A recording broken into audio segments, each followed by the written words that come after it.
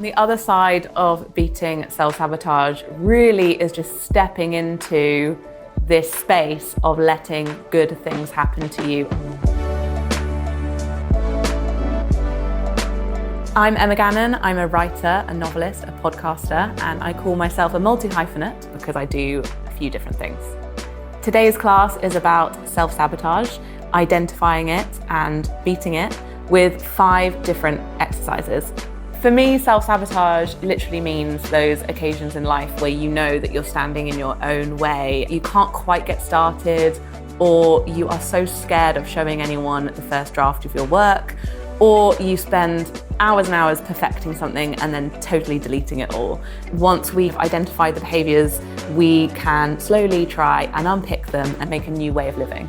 I definitely suffer with self-sabotage, which means that really this class is like all of the stuff that I've researched, really getting it out of my system, all the things that I do, boiled down to some really quick exercises. We're going to talk about perfectionism, procrastination, the inner critic, and also our fear of self-promotion. You should take this class if you are any sort of creative, which is pretty much everyone. Really, it is about realizing that you're allowed to be successful in your own way, and you're allowed to take up space, and you're allowed to believe in yourself. I'm excited to get started, and I'm glad that you are on this self-sabotage journey. That sounds like we're gonna self-sabotage, so no. I think this class is probably one that it takes a bit of courage to click on, because we're gonna look into some of our own patterns, maybe some of the behaviors that we don't really want to talk about. And so if you are here and you're taking this class, then welcome, and I'm really glad you have clicked on it. Self-sabotage in the past has had quite a negative connotation, I think. It sounds quite scary, overwhelming, even maybe slightly aggressive or embarrassing or shameful even. But actually all it means is that we have a really strong layer of self-protection, and it's totally normal and totally human. And it's actually a way of our brain and our body trying to look after us. We're scared and we want to make sure that we're not just diving off the edge of a cliff. The thing with self-sabotage is when our behaviors and self-doubt and niggling, things like that, actually start getting in the way, and they actually start ruining some of the outcomes of things that we really want to go well. It can be very small behaviors. Sometimes for me, it's saying yes to going to, I don't know, some late night party when I've got a 6 a.m. wake up call the next day. It's in the decisions that we make, and it's basically putting ourselves in a situation where the outcome will be made worse by the self-sabotaging that we're doing. Researching self-sabotage has been super interesting because sometimes it's not what we think it is. So sometimes we think we self-sabotage because we're actually really afraid and we're just full of fear and we don't want to get started because what if it fails? That is true, but on the other side of that, we're actually deeply afraid of being successful. And we're really afraid that actually the thing that we do might reach lots of people and lots of people might see it. And therefore we would be scared of the comments we'd get or the visibility we'd have. And so we're actually sometimes afraid of our own happiness, which sounds quite deep, but it's good to get into why we do what we do and the reasons behind it. So this class really is an amalgamation of the work that I've done in my book that's called Sabotage. I've interviewed researchers and psychologists and behavioral scientists. And for me, I know that I am so much better now. Doing my book and even preparing this class has helped me massively. I actually was really inspired by this topic after going for a Reiki session where the woman who was talking to me was saying that things could be so much better if I just got out of my own way. And it really spoke to me because I think when you realize that you're not quite letting things in, you can kind of sabotage the end result, which could be amazing. This class is really digging into the 4 different types of self-sabotage. And they are perfectionism, procrastination, inner critic, and a fear of self-promotion.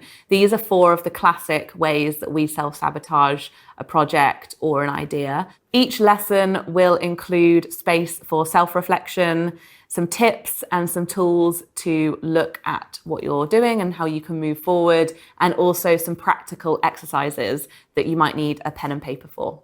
So follow along at home and you can upload to the project galleries, and also we can discuss on the discussion board as well. What's really good about this topic, I think, is when we talk about it out loud and we kind of admit that we do it and we talk about our own experiences and also our own learnings, it can really build a really great community in the creative industries, because we're all maybe individuals trying to make something, but being part of a bigger conversation is always really helpful. Next up is our first lesson, and it's about identifying your patterns. This lesson is all about identifying your patterns. It's really useful to do just in general because you get to know yourself a bit more. I feel like we should all try and follow our patterns throughout life. So this one really is about identifying those patterns that show up when we feel at our most vulnerable, and how we can try and put ourselves in more of a sturdy position to give things a go. This isn't about identifying one-off failures and things that are totally human and normal. It's all normal, but this is more about identifying repeat behaviors that we do. We're going to be covering 4 very classic types of self-sabotage when it comes to launching a project or being creative. You might not identify with all of them, but I think they all kind of play into each other and they're all connected in many ways. So it will be useful to go through them all. The first one is perfectionism, and this is something that I personally actually don't suffer from. I'm kind of the opposite. I just chuck anything out there, which comes with its own issues.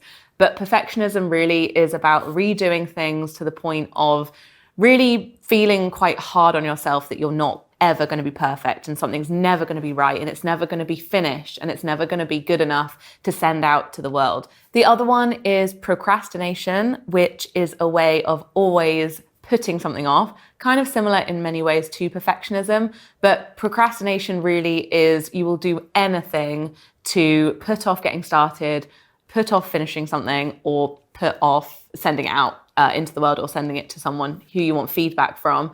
It's a way of really not ever owning up to the fact that you have an underlying issue of why you're not getting started and why you're not doing it. But it's easier just to kind of clean the house, organize your sock drawer, or put another series of Netflix on. The other one is inner critic, which is really those sort of gremlins on your shoulder who tell you that you're not good enough, or to not bother, or to not even try because it's already going to be rubbish. It's the feeling of someone in your brain telling you something which is not always true. It's never really true. But sometimes we kind of can listen very loudly to those voices. And again, we want to criticize ourselves to save ourselves and protect ourselves from other people criticizing us first. Another thing I wanted to talk through in this class was a fear of self-promotion. This is something that comes up endlessly with people.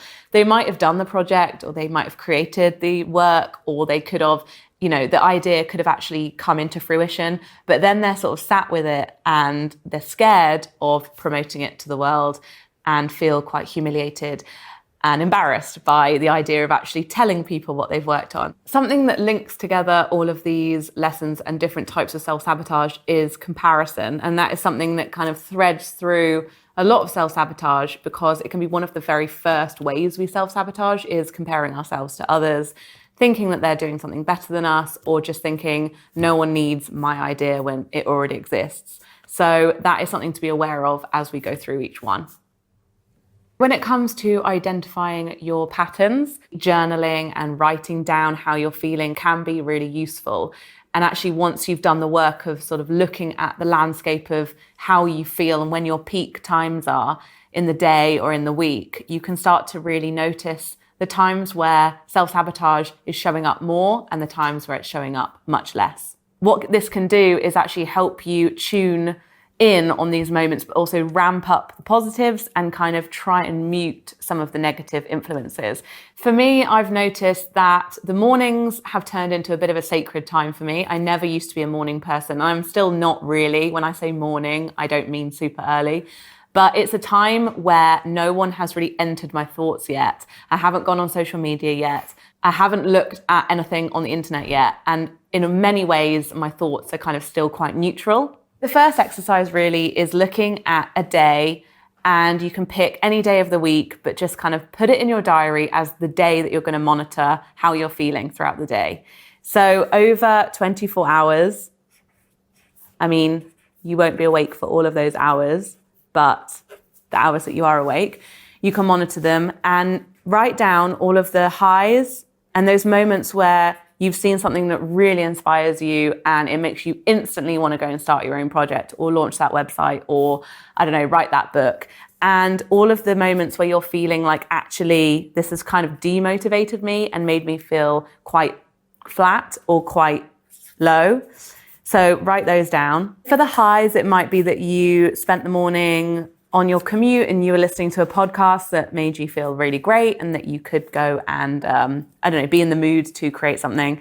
Lows could be that you actually felt really drained after seeing something online that was actually kind of similar to something that you wanted to do, or something that's just making you feel like, actually, that's a bit of a comparison trigger for me.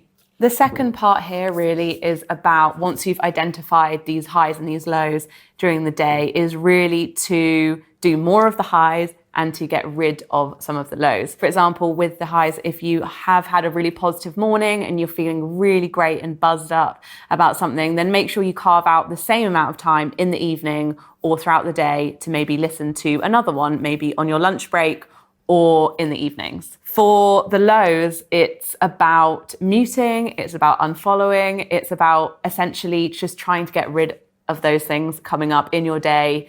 And if you need to, you could always start a separate Instagram account to follow things that only inspire you. If there's a little bit of politics there with not being able to completely cut things out, you could always set up another space on the internet that is totally dedicated to putting you in a good mood so that you are setting yourself up for more success. It's really important, I think, to start off this class and these exercises by cutting out and reflecting on things that are kind of coming into your life every single day. Because we see so many things, thousands and thousands of images every day. So if we can kind of have a look at what we're consuming, we can go on to the next exercises. Next up, we're going to be zooming in on perfectionism and what it is and why we do it. One of the first types of self-sabotage that we're going to talk about today is about perfectionism. And what that is essentially is a never-ending competition with yourself. It's not always that you want to be a perfectionist because of other people, but it's really that we just feel like we're never kind of enough and we're always needing to do something more and more and more and more to make it better, when actually it's probably already good enough. We live in a society where being mediocre or being average has never been celebrated, but actually in many ways, being average is absolutely fine at most things. But we're kind of told that we have to, be the best and win a trophy and have a sticker and be top, top, top. It can be very damaging, especially when all we want to do is create something that we quite like. Perfectionism shows up in many ways with writers because it means that they keep writing maybe the same sentence over and over again and they can't quite move on to the next sentence. And this can be damaging for so many reasons, but mostly because we never get anything done. There is never a first draft because we can't get past that first paragraph or that first sentence. Really, that is just an analogy for many ways that we can be perfectionists, but it really does stop the end result happening. And it is a big way of self-sabotaging the future or the other side of what we're trying to do. For overcoming perfectionism, or at least making a start to identify it, there's 3 steps that you can take. And number 1 is about lowering expectations. So that's about really kind of having a bit more of a low barrier to what you perceive as being perfect or being successful. Really, it's about sort of giving yourself a bit of a pat on the back and celebrating these moments where it might not be perfect, but you've given it a go.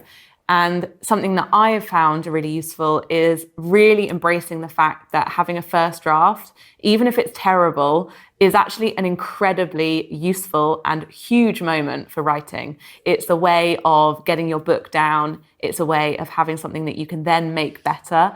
And it is a first step in really succeeding in your goal of writing. Number 2 is really about realizing that we only really get better when we do things multiple times. It's practice, it's repetition, it's getting things wrong, it's failing and starting again. With perfectionism, we're never really letting ourselves fail because we're not letting ourselves even finish.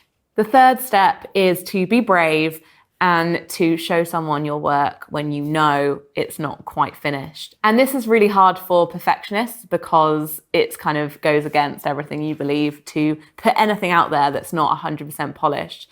But I think this is a really important step in realizing that when you share something that's not quite done, not quite finished, not quite perfect, actually it's a really important part of the process, and you realize that actually people can just be really helpful.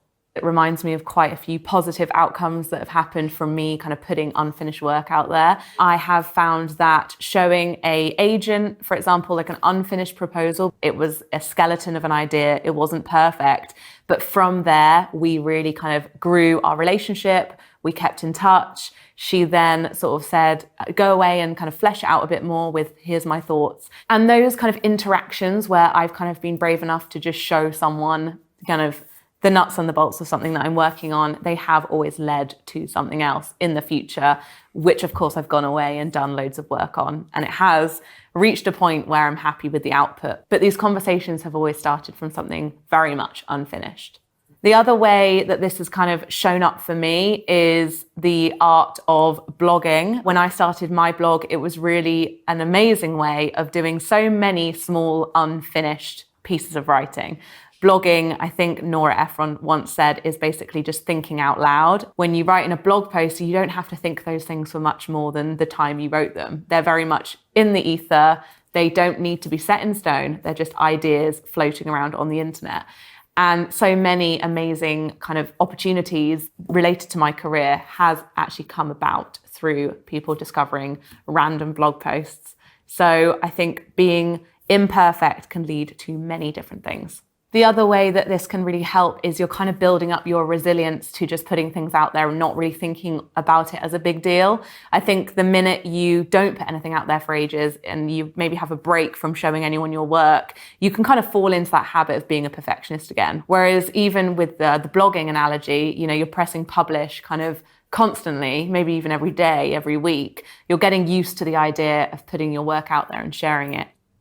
A really good way of doing this in the form of a very simple exercise is to show 3 people your unfinished work. This can be anything from a book proposal that you've kind of had sitting in a drawer for a while that you've, worked on, but it's got to that point where you could just redo it and redo it and redo it, or you could kind of push the boat out and actually give it to someone to look at, which is scary, but really beneficial. Or it could be a rough cut of a film that you have been making, or even like the first episode of a podcast. When we talk about unfinished, of course, it does need to be at a level where you are feeling comfortable sending it out. I don't think there's any point necessarily of sending like something that you've written on the back of a napkin as like a first idea. This is definitely something that you've gone away and really thought about and kind of given a good go at it.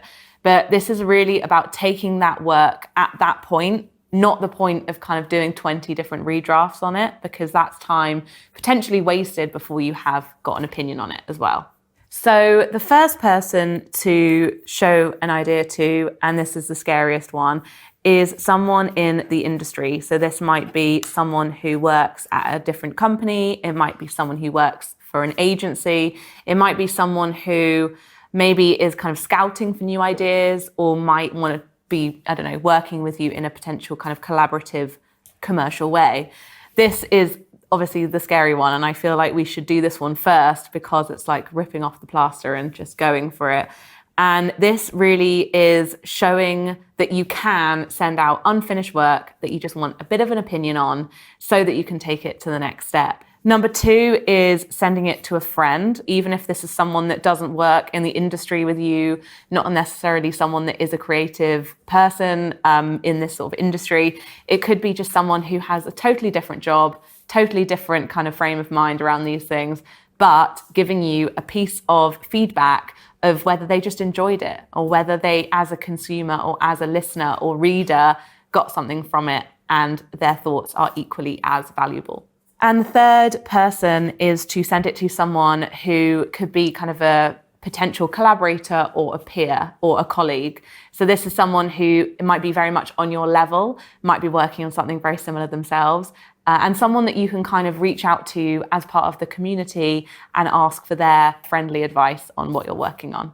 When it comes to even writing the email, that might be something quite difficult for someone who is a perfectionist, because they probably will write the email and then put the email in their drafts and not send it because they're not sure if it's perfect. Write the email and, proofread it, but you have to send it quite quickly. And this exercise really isn't all about people replying to you and sort of these magical opportunities coming about. It's proving to yourself that you are able to share unfinished work that needs more work, but you're kind of taking the steps to putting it out there into the world. I also think this exercise is really useful because sometimes when we send the email and we send the attachment, weirdly we start seeing it in a different way, and we can notice the errors or the things that we wanted to change. I know many journalists who, after sending out their article to their editor, they suddenly notice things that they want to change. And so actually this, just by sending it out into the world, can be super useful at you having another kind of perspective on your own work as well. When I was thinking about this exercise and trying to really kind of put myself in the shoes of someone who might be feeling this way, I was thinking about something that I have probably been working on in secret for a while, and I'm petrified of anyone looking at it. But actually, I do want feedback on it. I am interested in what people think of it. And for me, that was writing very much in my own personal time as a bit of a side hustle or hobby, pieces of poetry, which I probably would never share publicly, but it's something that would terrify me to send to other people. I'm actually going to do this exercise later in the week and write the email, attach the work I've been working on, even though it's unfinished, and send it out. So I hope you found that exercise useful. We would love to see your feedback, your learnings, what your experience was of doing this in the discussion board. And for me, I will definitely be in there telling you about how the poetry email went down. And next up, we will be discussing procrastination. This lesson is all about procrastination, and we've all been there when we want to be doing this one thing. We think about it all the time. It's kind of haunting us and hanging over our head. We wake up in the morning thinking about it, but we kind of find any excuse to do anything other than the one thing we want to be doing. We can all relate to that feeling of just putting it off and rearranging everything in our house and not getting around to it. But when we think about procrastination, what we're really talking about, again, is fear and being afraid of getting started. This topic of procrastination, it doesn't always have to be around something huge and big and, one big career-defining moment. It can be really small moments in life where we're just sabotaging ever so slightly our kind of day-to-day success and happiness. So for me, one example is I have a folder in my emails where I put things to reply to. Maybe I'll get a long email from someone and I think, oh, that's so nice. I can't wait to sit down with a coffee and really properly reply to this person and give it all the time it needs because I just really want to reply. But what happens is I put it into the folder and then I never reply to it. I want to give it time, so therefore I give it no time. I see this happening quite a lot in my day-to-day. So this is something that I've tried to do, is when I'm feeling overwhelmed in the moment, instead of trying to carve out time to do it properly, I just do it then and there in the moment, and it would only take a few minutes. The first thing that's good to do is to break the task up into bite-sized pieces. Sometimes we imagine the end goal, we imagine all the work it's going to take to get there, and we imagine this huge thing on our to-do list, when really we need to start so incredibly small so that we get going and so that we can kind of beat that procrastination of just completely pushing something to one side. And this is why I'm personally quite a big fan of the side hustle. And I know that this has been discussed now for so long and it's become a bit of a buzzword. But at the end of the day, all it means is starting something very, very small on the side. And it's kind of risk-free because you can start it, you can plant that very first seed, and you can kind of just see where it goes. This isn't about quitting your job and launching a new business, because that is just such a huge thing for our brains to kind of compute. But what we can do is start on the side, make those first tiny steps, and then we've already tricked ourselves into starting. When it comes to procrastination, sometimes we never get around to doing it because no one really knows that it's something that we want to be doing. And it's very easy to just kind of carry on with your job, carry on just getting paid, doing what you do, because actually that's just the way that society kind of keeps us doing what we're meant to be doing, which is just working. But when it comes to working on a side project that you really want to start doing, that's something that society never really encourages you to do. You have to encourage yourself to do that. And it's very much coming from a personal place. With this one, it's very much about telling people you're working on it. Some people find this very daunting because they just want to keep it to themselves and keep it private. But the minute that you tell people, friends, family, colleagues that you're doing something, they will keep reminding you. They will say, how's that book proposal going? Or have you finished the first cut of that film? Can't wait to see it.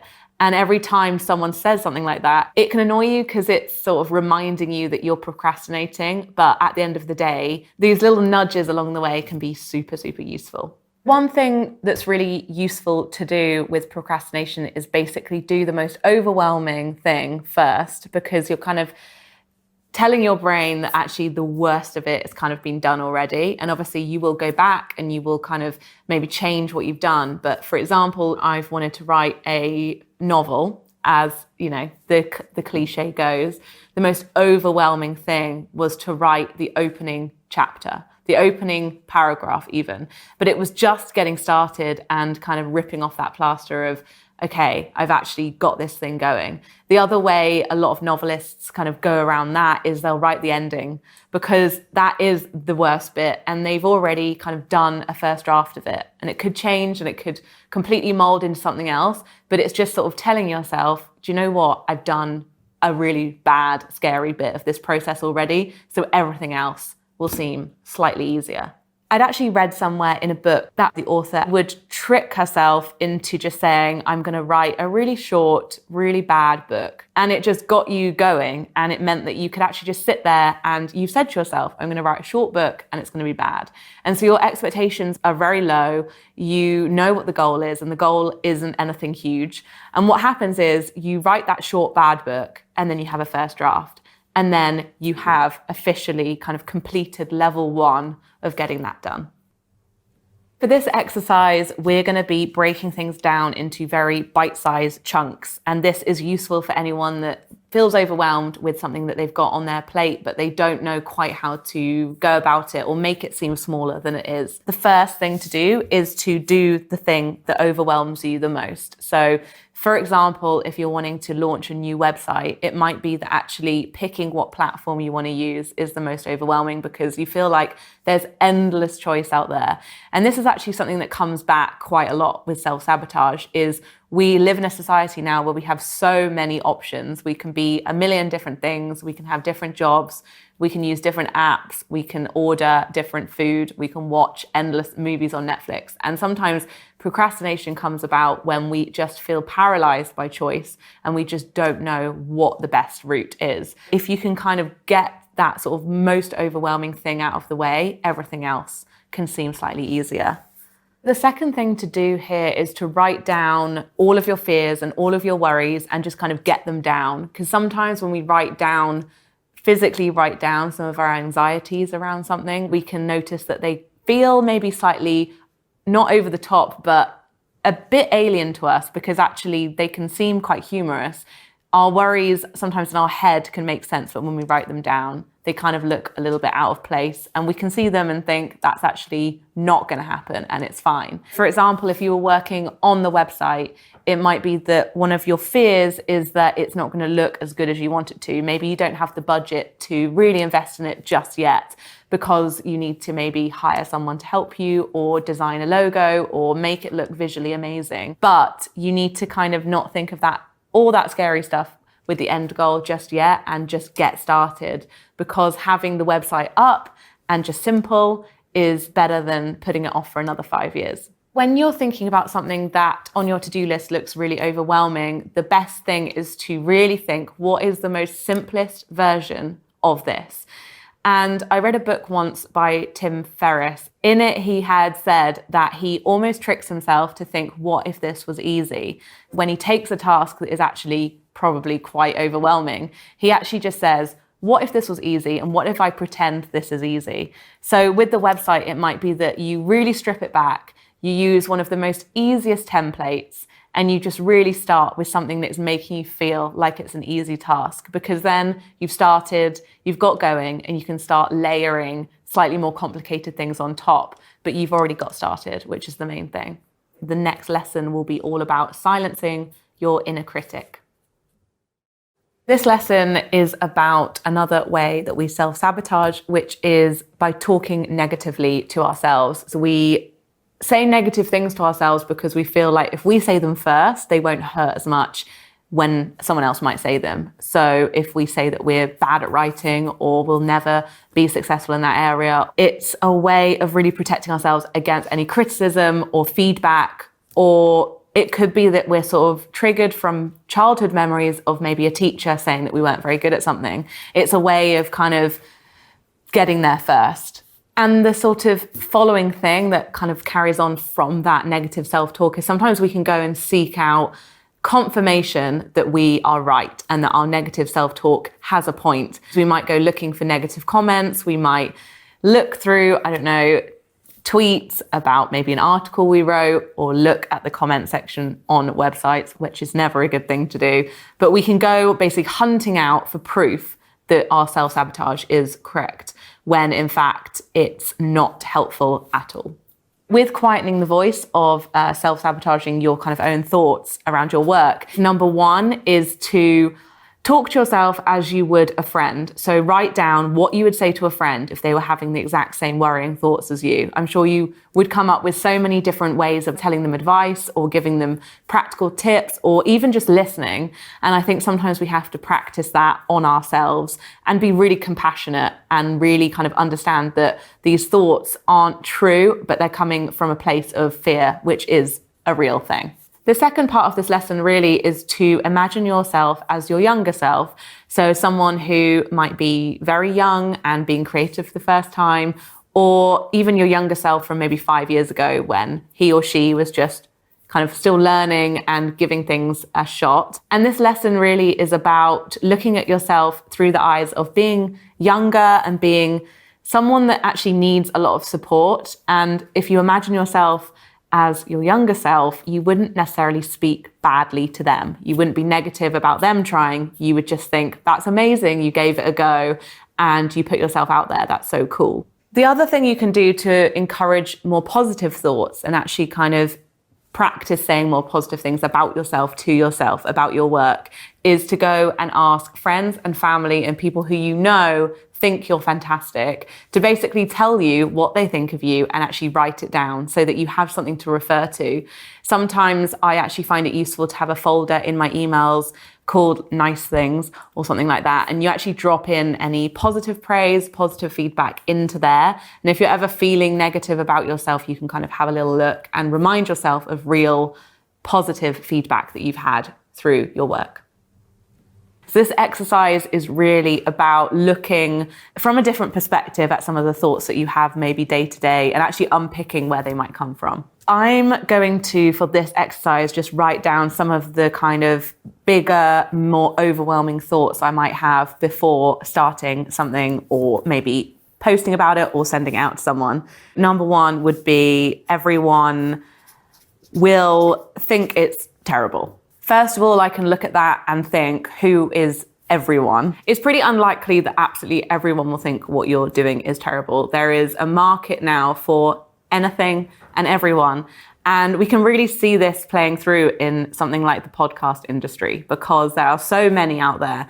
And there are so many very strange ones that are quite niche topics that maybe won't resonate with like the mainstream or kind of a mass crowd. But there are definitely pockets of the internet and communities that will talk about something that maybe not everyone is interested in. When you write down something like this, it's kind of extremely unlikely that you won't find at least a few people who will resonate with your work.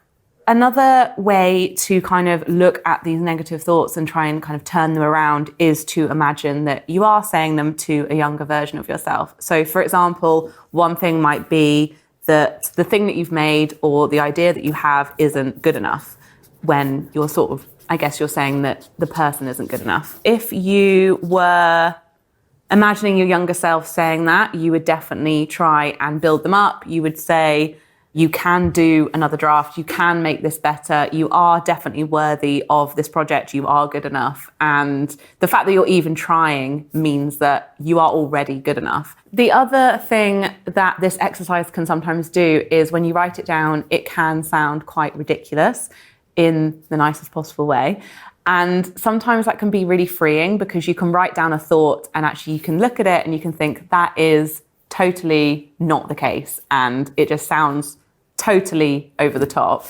And one thing that it reminds me of is a friend of mine who had a book that came out a few years ago. And she said that she kept having dreams and thoughts that basically the book was so terrible and so awful that absolutely everyone at the publisher would lose their jobs because of how awful this book was. And it actually went on to be really an incredible bestseller, and it went so well and loads of people loved it. But even just that idea of someone thinking that can sort of sound quite ridiculous out loud. Everyone will shun me. A really crucial part of this exercise is reading it out loud. And sometimes, it is even quite soothing to read out like negative comments if someone has ever made them about you. I personally find that quite fun to do. You're kind of retraining yourself to think of things in a different light and not taking them as seriously because you're not giving them as much weight because they don't deserve it. So with these 3 points, I'm going to read them out. And when I say them, I think we'll agree that they kind of don't sound true. So number 1, everyone will think it's terrible. Number 2, it's not good enough. And 3, everyone will shun me. Try and say them in a way that makes them sound ridiculous because they are. Don't give them any weight. Try and kind of push against them.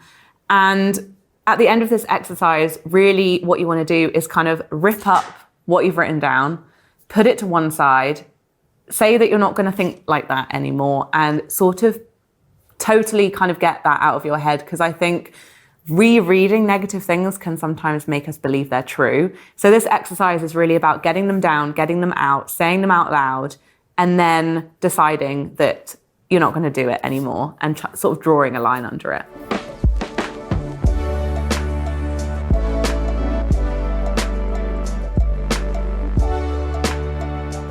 So that was really fun, and I really recommend doing that because now they don't exist, any of those negative things. So the next lesson is all about facing your fear of self-promotion. So this last lesson is all about combating the fear of self-promotion. This is something that comes up so much in the creative industry, people feeling like they have the work finished and done and they're proud of it, but they're not quite sure how to communicate that in a kind of self-promotion sort of way. Historically, we have always been taught that to be more likable, it means not self-promoting and never really telling anyone what we're doing. Because in a social dynamic, if you're kind of telling people about all the cool stuff you're working on, people can kind of find that maybe unlikable. When really self-promotion is a really fundamental part of being a creative, because if no one knows you exist and no one can see your work, you're kind of less likely to get more of the same work. One of the fears that we have is that it will be humiliating. People will be talking about us behind our back. They'll think that we're kind of too big for our boots and we are showing off essentially and bragging. Not everyone is actually looking that closely at what you're working on. In fact, there is some research out there that says that people spend more time refreshing their own social media page than they do on other people's. And I personally find that quite a freeing thing to know, because it means that not everyone's scrutinizing every move as closely as you might be on yourself. The first step to overcoming the fear of self-promotion is to practice doing it in a way that feels totally comfortable to you. One way that I do it, and I've kind of learned how to do it in a way that doesn't feel icky or kind of braggy, is to say it in the same tone of voice as you would to your best friend in the pub. So it might be an Instagram caption and you might be putting it on the internet, but say it in the way that you would tell a close friend or family what you've been working on, because the way that you say it to them will never seem like you're trying to prove a point or show off or anything like that. It's more that you want to tell someone because you're proud of the project you've just done. The sort of tone of voice that I personally use when I'm telling someone or even self-promoting online is coming from a place of genuinely feeling like I felt so proud and lucky and I really enjoyed this project and it's something that I've been working towards for a few months. And it's almost like you're inviting other people in to say, well done, that's really cool. Another tip to take on board if you're really still pretty petrified of trying to self-promote yourself is to watch how other people do it and actually learn from them. There are so many people who I follow online who I so enjoy following. I love hearing about what they're working on, and they self-promote in a way that feels totally natural and enjoyable to follow. You could always pick someone who you admire in that way and sort of do a bit of a cross promotion. And this is something that people have been doing for years. Lots of people do it on YouTube channels or podcasts, and they do a kind of swap. And essentially what it is promoting each other's work and kind of taking that pressure off of it all coming from you and actually using a community or a network to promote each other's work. The third tip is really realizing that this isn't an ego move, but it's actually a business move. So it's not just about you wanting validation or credit or likes or comments, which is obviously a human thing to want anyway, but it's more about this is actually a business strategy. If you don't share what you've been working on, then the people following you, who might be colleagues or might be industry people, won't actually see what you've been doing. It's about being strategic and actually realizing that it's part of your business to self-promote. Another thing to remember is that self-promoting something isn't about necessarily getting that, massive reach or reaching millions of people or getting, so many eyeballs on it. It really is a case of starting small, and it can be a case of just, reaching a few people. You don't have to put the pressure on yourself to kind of, go viral with your self-promotion, especially in the first instances. For this exercise, I am tasking you with promoting yourself in the project gallery. Tell us what you've been working on, tell us why we should check it out, and practice writing it in the tone of voice to a friend, to a family member. Be proud of what you've worked on. It doesn't always need to be work related or business related. It can be anything. If you're working on a hobby or a side project, or you are even working for a charity, or you're volunteering, or you have signed up for a marathon, whatever it is, don't be afraid of putting yourself out there and asking for help, because most of the time people really want to hear your news. Go ahead and share your work in the project gallery. Can't wait to see it and get practicing with that self-promotion. Congratulations, you've made it to the end of the class. Well done for taking this one, because it's quite a brave one to dig into, I think. My hope is that you might return to this class whenever you need a little bit of a pep talk and a reminder that you're not alone, that you can do it, and that it's totally normal to sometimes try and sabotage ourselves in all of these different ways. Self-sabotage, as I've said before, is very much based in fear, and fear is totally normal. So it's just about kind of working with fear in a way where it's not completely taking over and running the show. I hope that you're feeling a little bit more confident, a little bit more empowered, that you want to take a little bit more control over some of the things that you're working on. And please do share your experiences, your thoughts, your lessons, your own learnings in the project gallery. We can't wait to hear from you. And thank you for taking this class.